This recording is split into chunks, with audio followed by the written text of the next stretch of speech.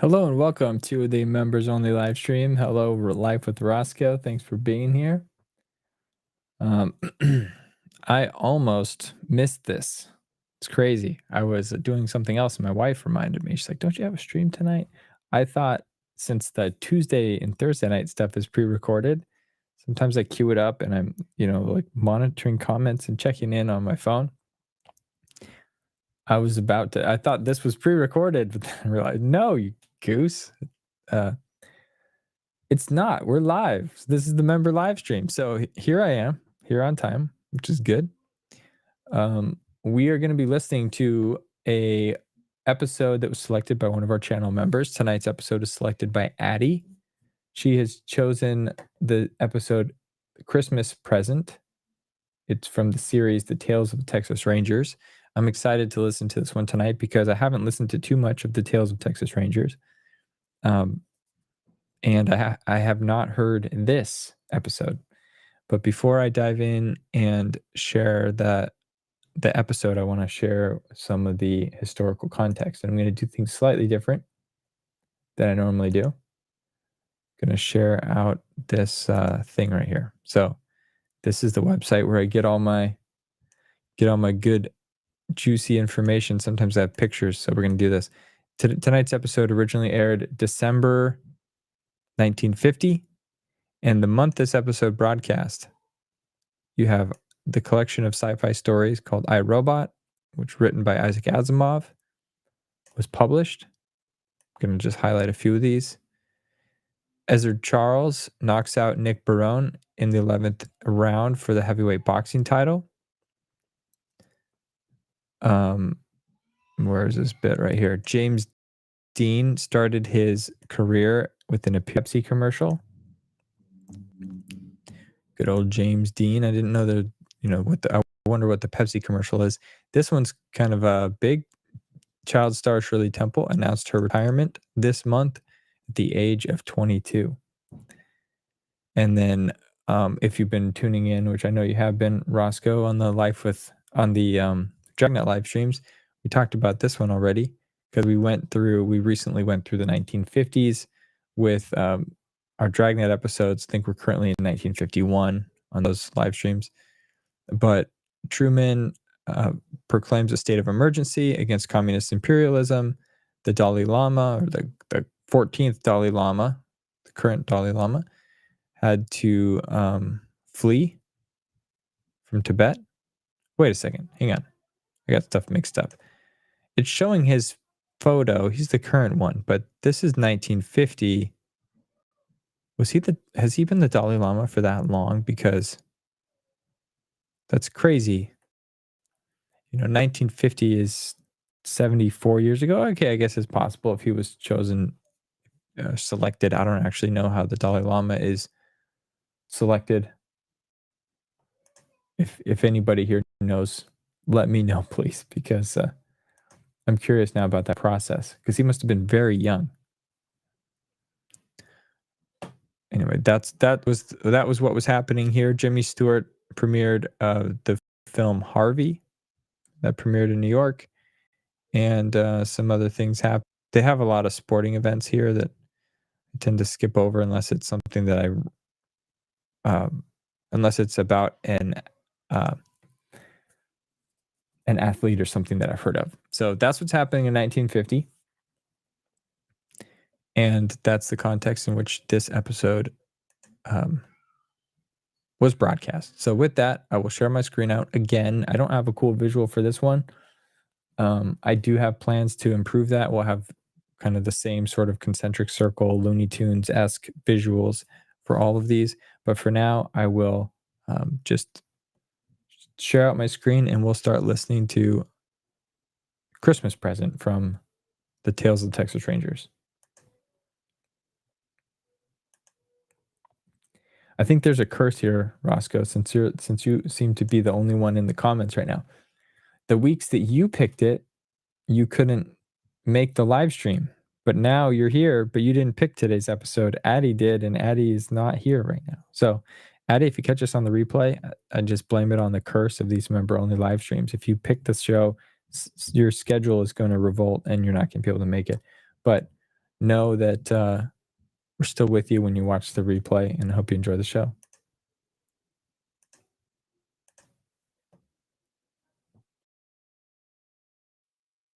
The National Broadcasting Company presents Joel McCrea in Tales of the Texas Rangers. Tonight, transcribed from Hollywood, another authentic reenactment of a case from the files of the Texas Rangers.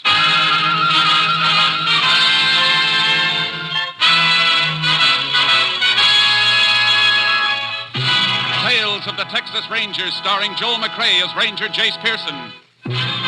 Texas, more than 260,000 square miles, and 50 men who make up the most famous and oldest law enforcement body in North America.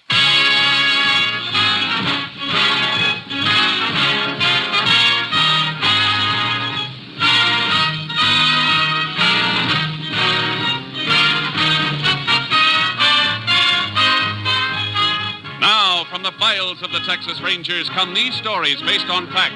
Only names, dates, and places are fictitious for obvious reasons. The events themselves are a matter of record.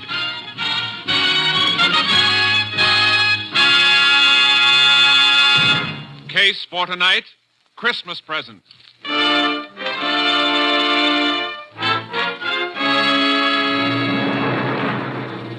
It is 2 p.m., December 21st, 4 days before Christmas in the Depression year of 1931. On a city street corner in North Texas, a man dressed as Santa Claus suddenly leaves his post beside a large red pot labeled Help the Poor. Shivering with cold, he enters the newly opened building of the Panhandle Equity Bank and approaches the bank guard. Say, mister, you mind if I stay in here a few minutes, warm up a little? I sure don't. I've been watching you through the window. Don't know how you stood it as long as you did. Oh, this Santa Claus outfit's pretty warm at first, but then the cold sort of creeps in on you. How long they expect you to stand out in that? Oh, 8 to 2. 6 hours, that's all. Well, it's 2 o'clock right now. You can go home. Not till my relief man shows up, I can't. Can't leave till he gets here. Some money in the pot out there. Oh. Well, why don't you wait right in here till you see him? Well, I was hoping you'd say that, because I'm sure... Oh, there he is now. Just drove up in a car. Oh, he can't leave a car parked there in front of the bank. There's a time limit on parking. Well, I think he's just wondering why I'm not there. I better go out and... Oh, he sees me. He's coming in. Howdy. Howdy. Was wondering when you get here. God let me come in and warm up. I hope your Santa Claus suit is warmer than his. We'll be closed up by the time you need warming. I don't think I'll get very cold. I got a Colt 45 in my pocket, pointed right for your belly. Now, don't move. Don't move, he said. Keep your hand away from your gun. You guys are pulling the stick up. No kidding. You figured that all out by yourself, stupid? Let's make it a nice, quiet stick-up, huh? Just walk to the rear of the bank with us, take us through the door to the money in the vault. Now, go on. You'll never get away with this. You just trying to attract any attention. You'll never live to know whether we're doing or not. All right. Open that door. The girl by the desk has to open it. It's button control. Well, tell her you won't in. Miss Keene. Oh, I'm sorry, Mr. Lovett. Your Santa Claus friend's coming in with you? Yeah. We're so busy, I didn't even notice it. Something wrong, Mr. Lovett? You look kind of sick. You'd be more than sick if you let out one yell. They got guns in their pockets, Miss Keene. Watch your mouth, sister. Nobody else can see us now. Take his gun. I've got it. Now, sister, whether he lives or not is up to you, understand? What do you want me to do? Open the case of those money trays. Get to it. All right. You got the sack.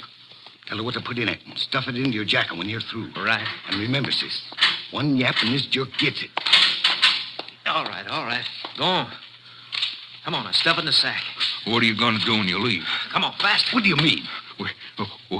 We'll give you a chance to get away. I mean, we won't yell or anything until you're gone. Honest. Oh, yeah, that's real nice of you. Maybe you ought to be wearing the Santa Claus suit instead of me. You think I'm going to fall for a... Hurry up, will you?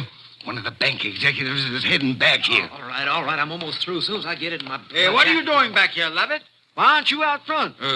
These Santa Claus fellas, Mr. Peabody, just wanted to... Well, what's the other one doing in the vault there? Miss Keene, what... Oh! You can answer this question later, when and if he comes to. And congratulations on your self-control. You're liable to get medals for saving your own lives. All right, let's go. I got it. All right, let's leave these people to quiet. Wait. Oh!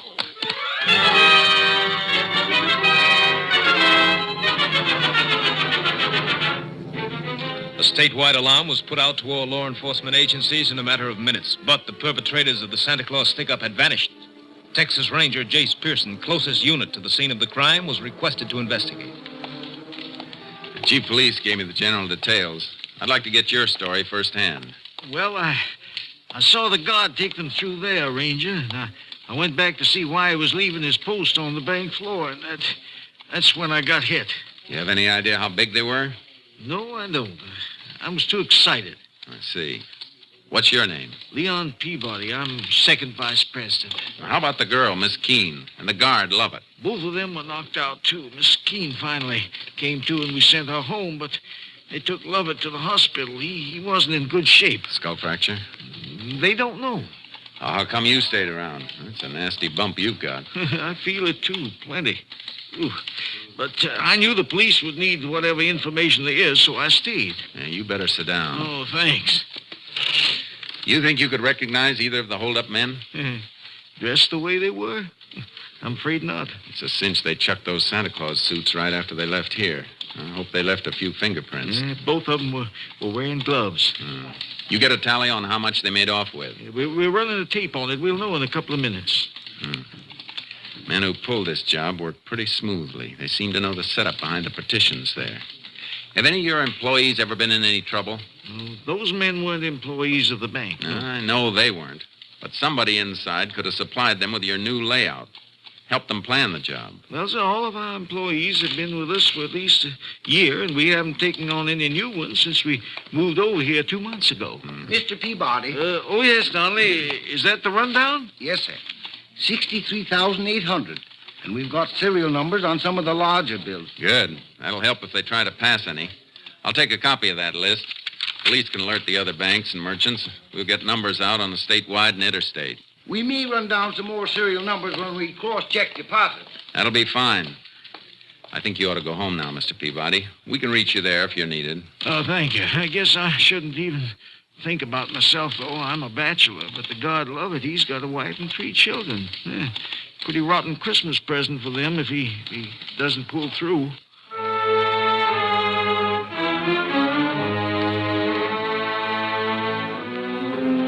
I paid a call on Miss Keene, the girl who'd been slugged, but she was in a state of shock and hysteria. By nightfall, all possible angles had been checked, and we still didn't have a lead. My boss, Ranger Captain Stinson, flew in, and I met him at the airport and drove him to town. You talked to all the welfare agencies that have Santa Clauses stationed on the streets? Yeah, and every man they have checked out clean. It was a phony setup, Captain, even though one of the bandits spent the whole day right out in the corner outside the bank. Well, that was smart. Got the bank guard used to seeing him. Yeah. City police are checking to see if they can find out where the suits came from and who got them. Good idea. How's the bank guard doing? Lovett? I checked the hospital. He's still out. No fracture, but they can't bring him around. He may have... KTXA to Unit 10. That's yours, Jace. Yeah. Unit 10. Go ahead, KTXA. City police report stolen car found in alley off Crockett Street between Maple and Lolly. Maybe car used in Panhandle Equity Bank robbery. Police chief requests your assistance. 10-4. Proceeding there immediately. 10-4. Unit 10, clear. KTXA Austin. We better get there fast. This may be the break we need.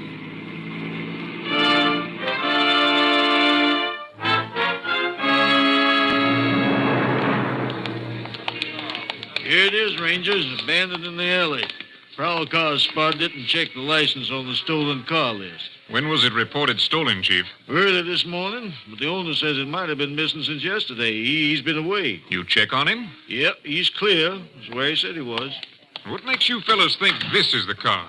Found this on the floor, under the seat. Big red button.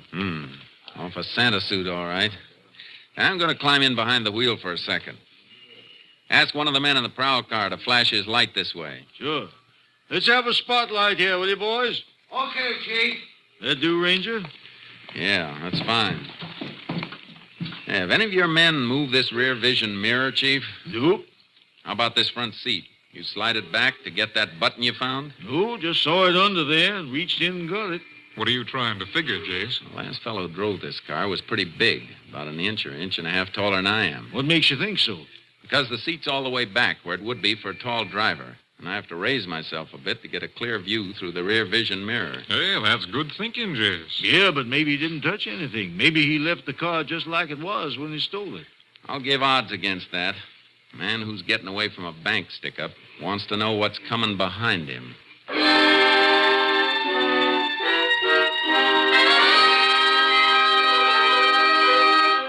All roads out of the city had been under watch since the report of the robbery, so the men we were after figured to be close by. But all we knew was that one of them was about 6'3". In the morning, we made a routine check with police headquarters. Morning, Rangers. Morning, Chief. Morning, Chief. Your men come across anything? I was just going to check through this report.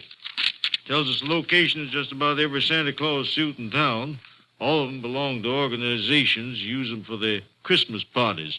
Of course, once in a while, they let some private individual borrow them for a kid party or something, as if they put up deposit money. You got a list of the places that have loaned suits out and who got them? That top paper. I was just starting to check it. Look if you like. Thanks. Looks like we might be adding a murder charge to the armed robbery, Captain.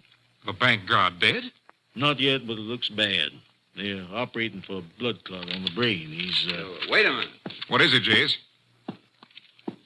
I think we've got a boy to talk to. Look at this list. 2 suits borrowed from 2 different organizations, but both borrowed by the same man, Anthony Ross, 124 Petagrosa Street. Say, that's worth looking into, Jace. Come on. Let's pick him up.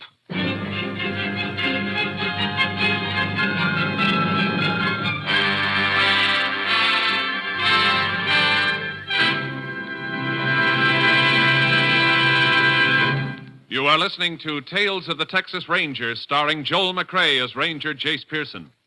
We continue now with tonight's case, Christmas Present, an authentic story from the files of the Texas Rangers.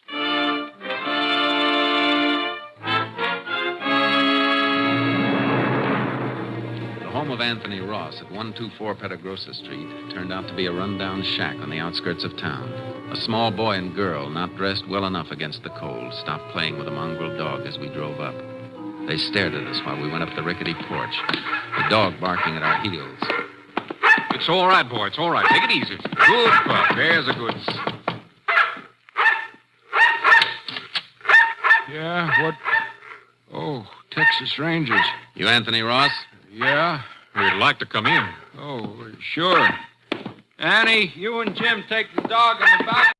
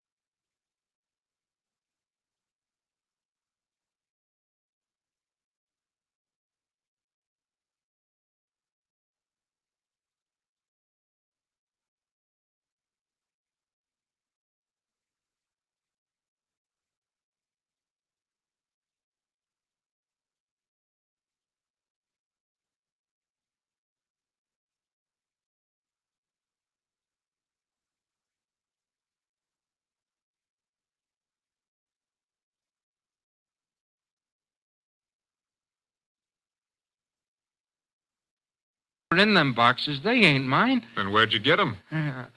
I picked them up at a couple of places yesterday morning. You say you picked them up, and you're trying to tell us you don't know what's in the boxes.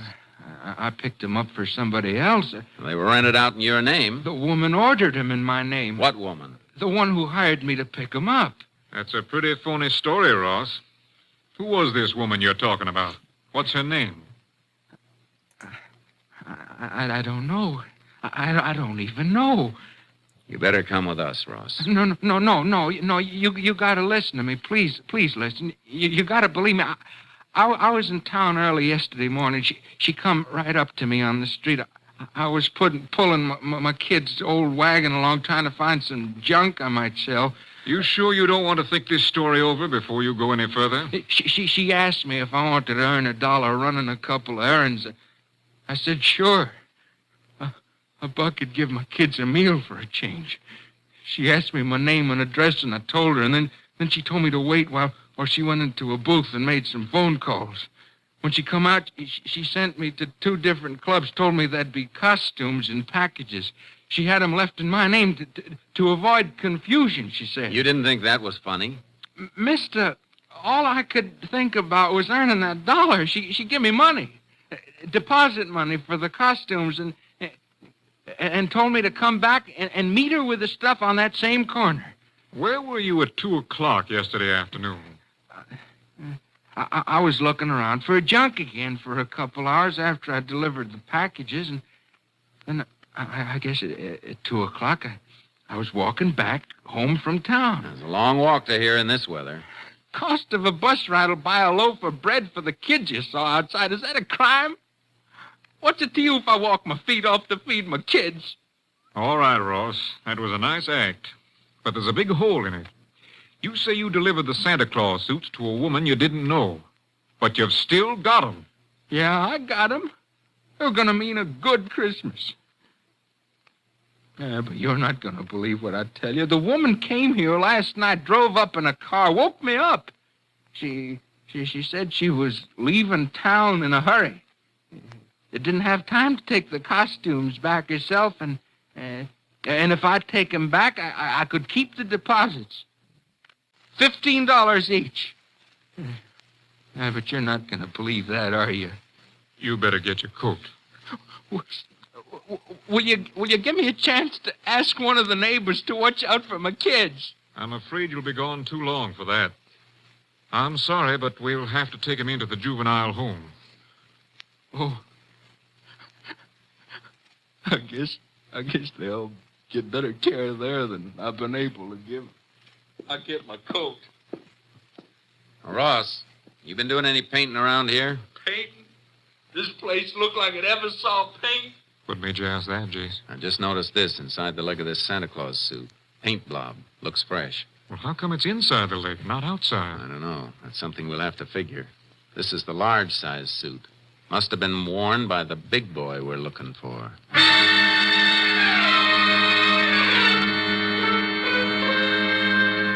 The captain and I did a job we hated, dropping the Ross kids off at the juvenile home. Sometimes it's the only thing to do. They cried for their father. Always makes something inside you cry a little with them. We took Ross to the jail and locked him up. Well, that seems to be it, Rangers. By the time he comes up for trial, he should be ready to name his accomplice. That is, if we don't find him before then. I'd go along with that, Chief, if we'd found any money on him or in the house, even a few dollars. Kids got under your skin, huh, Jason? They got under yours, too, Captain. You know it. Yeah, but we got to remember, that bank guard has kids, too. You got any late reports on him from the hospital? Man stationed there says the operation is over. Don't know how it's going to come out yet, though. You might as well go over there and check with the doctors, Jace. I got to get back to company headquarters. Do me a favor, then. You're heading toward Austin. Take the Santa outfits with you and have them sent on to the lab. Get an analysis of that paint in the trousers. Maybe some traces in the boots, too. Well, how come the boots? Well, they're made to go on over regular shoes. I figured that paint stain on the inside of the pants came from a blob of paint on the shoe of the man who put them on. I see. All right, Jace, you want to know the content of the paint and see if lab can run down the source, is that it? Yeah. You working up to some kind of a lead? Maybe. A few things I'm trying to fit together. Maybe they won't fit. If they do, though, you'll hear from me.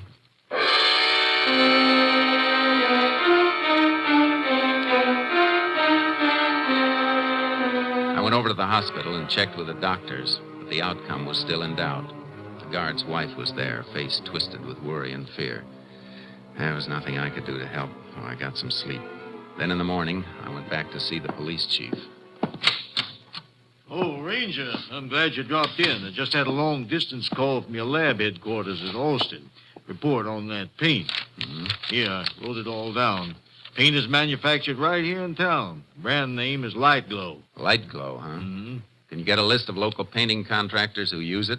Well, I reckon just about all of them do. It's good paint, and this wouldn't hardly be Texas if we didn't deal with a local outfit, would it? No, it wouldn't. Thanks a lot. I'll see you later. Where you going? Over to the Panhandle Equity Bank.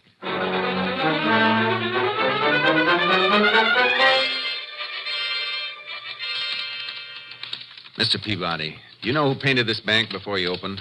Well, there was a contract for the building, included the painting. I guess that was done on a subcontract. Can you find out from the contractor? Sure, but do you mind my asking why? I told you the day of the robbery. Everything was too well planned. Like the men who did it knew the inside of the bank. Yes, I remember you saying that. You think the painters may have? That's what I think. But why not some of the construction men? I've got a reason for being interested in painters. Check it for me, will you?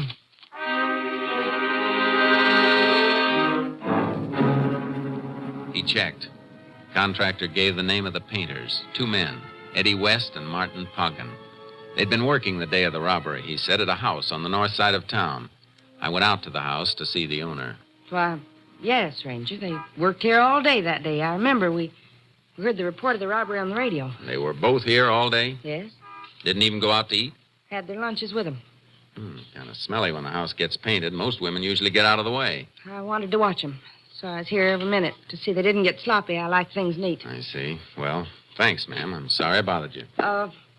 Why are you asking about them, Ranger? Nothing important. Not as long as you say they were here. Goodbye, ma'am. Merry Christmas to you. Yeah, the same to you, Ranger. Merry Christmas. She was the alibi for Eddie West and Martin Poggin, but she was too nervous about answering a few simple questions, nervous enough to make me wonder. I went back to the jail, got Anthony Ross out in my custody, and drove him to the north side of town. All right, get out, Ross. We're going in here for a minute. Why? What are you trying to frame now? I just want you to meet somebody.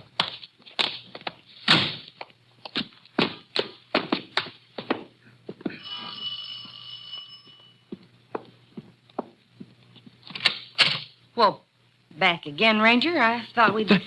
That's her. Ranger, that's the woman Who is he? Who is this man? You ought to remember me, lady. My kids are in juvenile home on account of you, and I've been in jail. I never saw you before in my whole life. Tell him the truth. Tell him before I... Hold it, Ross. Take him away from here. Go away, both of you. Ranger, I got those costumes for her. For her! You're a liar, a liar! That word fits somebody, all right. Can I come in and have a look around, ma'am? What for? What do you want? I want to check over the painting job to see if it's just new painting or if there's some new plaster under it someplace. You can't come in. You have no right. The boys you're alibiing for must have come back here after they cracked the bank, because you must have picked them up in your car after they ditched the one they're using. I don't know what you're talking about. Wouldn't carry the money on them. Did they cover it up here, safe under fresh plaster and paint until it cools off? No! I can call for a search warrant and wait till a crew comes and tears this place apart. It'll go better for you if you don't try to cover it. The money isn't here. Well, come on. Where is it?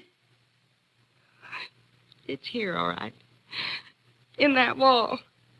Behind the picture. Come on, Ross. Which one's your boyfriend? Poggin or West? Eddie. West. He said we'd get married. Go to Europe next year. You'll all go someplace next year, but it won't be Europe. West about 6'3". Yes. How did you know? I got an early Christmas present. Somebody sent me a crystal ball. As soon as I call the police and dig out that bank money, you're coming with us. Ranger, I'm clear now, ain't I? Looks that way, Ross, but you'll have to go back to jail for a while and be checked out by the local police. That won't take any longer than it'll take me to pick up Eddie West and Martin Poggin.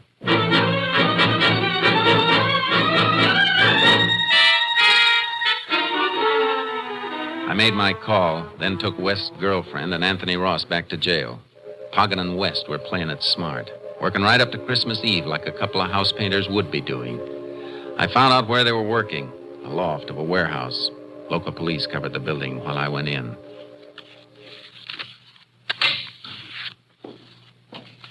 Eddie, who's that? Who came in? Probably the watchman. Watch out for those paint cans. Don't worry. I see him. That ain't the watchman's boys, Eddie. Come out of the shadows where we can see you. I'm coming. But seeing me isn't going to make you happy. Eddie, that's the Texas Ranger. Shut up, Poggin. I got my gun. Howdy, Ranger. Something you want? Yeah. I want the two men who robbed the Panhandle Equity Bank. Shut up. What would we know about that, Ranger? Come down off that scaffold and I'll tell you. Okay. Marty, lower way. Too bad you aren't working in a place with a phone. Your girlfriend could have warned you earlier. Eddie, he knows. I'll get him. Keep your hands away.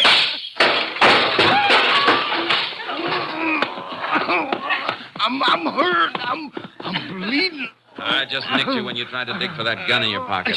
You're not hurt. We didn't do nothing, Ranger. Somebody should have told you that the real Santa Claus gives. He doesn't take. Get up and try this present I've got for you. A pair of handcuffs.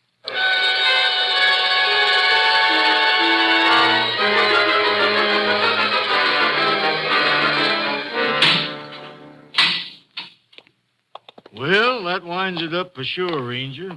Didn't turn out too bad either. Just heard from the hospital. Guard passed the crisis. He's going to be all right. You couldn't have better news, Chief. Just in time, too. It's getting dark. Christmas Eve.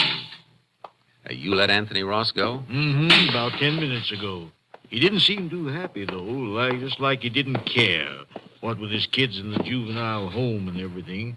Judge mightn't even release him if he can't care for him. Ross didn't have a dime, not even bus fare. It'd take him a couple hours to walk home. Oh, why didn't I think? Well, maybe it's just as well that way. Let me call the judge. And Mr. Peabody, the bank vice president. Mm-hmm. Stores will be open late, won't they? Yeah, sure.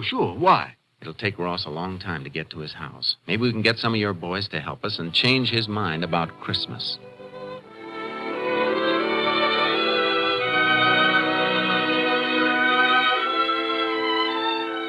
There's Ross. You hear him coming up the walk now? Mm-hmm. Coming slow. His tail is dragging. Yeah. Not that I blame him. Are the kids asleep? Yeah. All bundled up in them new blankets. Shh.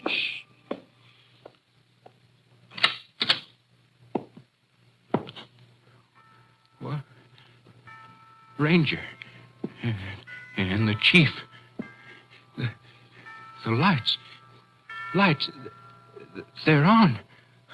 The power company turned them off. Yeah. They sent a man out to turn them on again. What?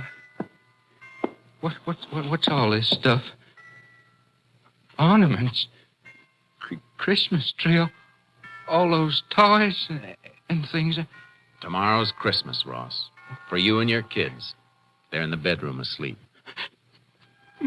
My kids. You brought my kids back to me. Yes, and there's plenty of grub in the kitchen. And you've got a job. Starting next week at the Panhandle Equity Bank. Just go in and see Mr. Peabody after the holiday. Meanwhile, he sent you a little cash in this envelope.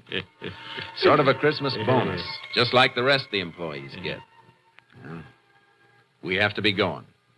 Merry Christmas. Yep. Merry Christmas, Ross. Merry Christmas, fellas. Merry Christmas. And God bless you. Thanks. God bless you.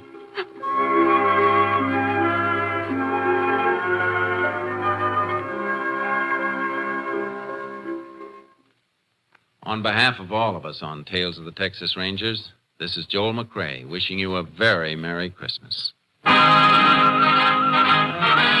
Next week, Joel McCrae in another authentic reenactment of a case from the files of the Texas Rangers.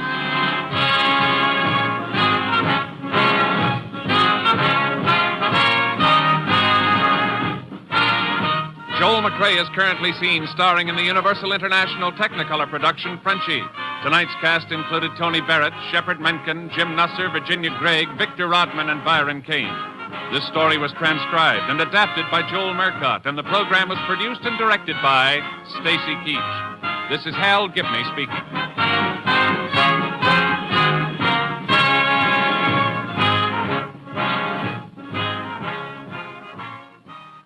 Three chimes mean good times on NBC. Monday means music on NBC, and for your Christmas night listening pleasure tomorrow, the Voice of Firestone presents soprano Eleanor Steber in a thrilling selection of Christmas melodies. Next, Jack Parr calls a Marine veteran in Japan on NBC.